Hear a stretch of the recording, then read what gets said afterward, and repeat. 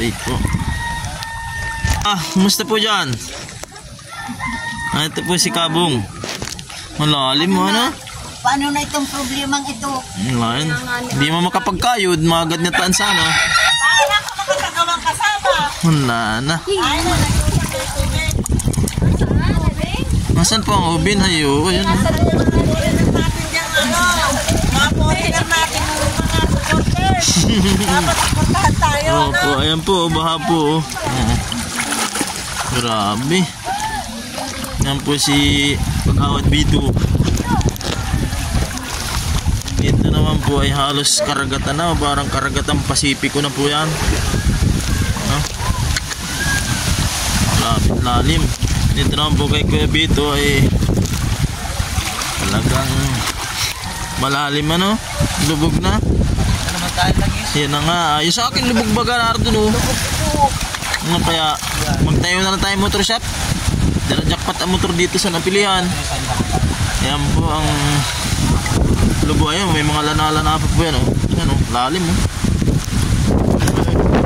Mahangin. Ito po mga gulong. Sa mga gusto po magpalit ng gulong, ayan, may libreng gulong.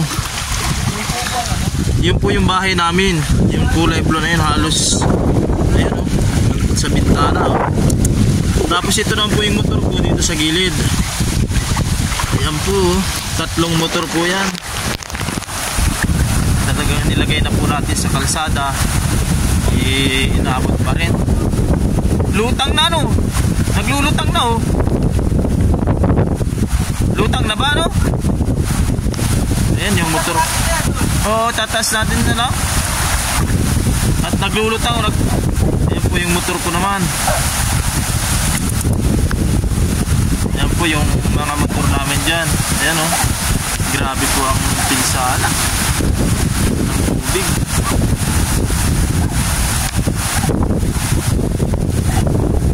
Ayan yung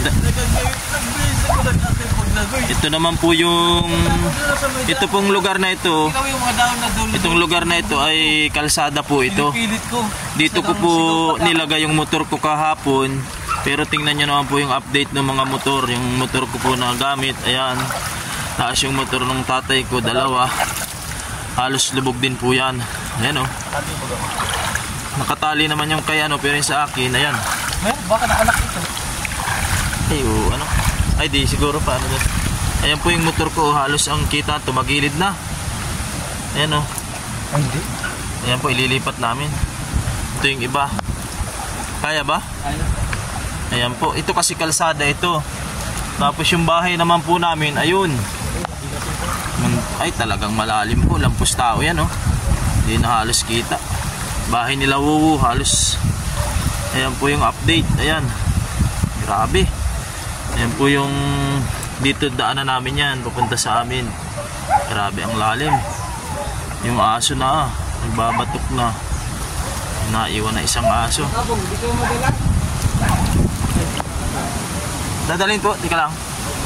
Ito po yung daanan naman na pupunta sa amin. Ayan, malalim po yan, lapos tao yan. Kahit nung way na ito, kalsada po yan. Ayan. Ito po, itutulak na namin yung ano, halagang ayan po, grabe. Grabe po yung laki ng tubig. Oo. Thankful pa rin tayo dahil walang napinsalang buhay. Mas mahalaga po yung buhay kaysa sa mga ari-arian o mga property na ano ng mga tao. So, mas maganda na nailigtas natin din yung ating pamilya ng safe at ligtas. So, ayan, tinutulak na po. Dinadala na po yung motor para matitian. Tataas lang natin para ano, grabe, lumutang na pala siya. Ayan, oh, dala-dala ni Kamaster DJ at ni Kamaster Jericho. So ipaparada natin dito sa mataas-taas na lokasyon. Dito na lang, medyo tumigil na po yung talagang grabe ang lalim. Ayan. Tapos dito naman, ito po yung pinaka lugar namin, yan. Yung kulay blue po, yan yung bahay ko. Kulay green, bahay po nila Wawa. Yan. Natin sa mataas-taas na lokasyon. Kung nailagay ko din sana pala dyan, mas ano,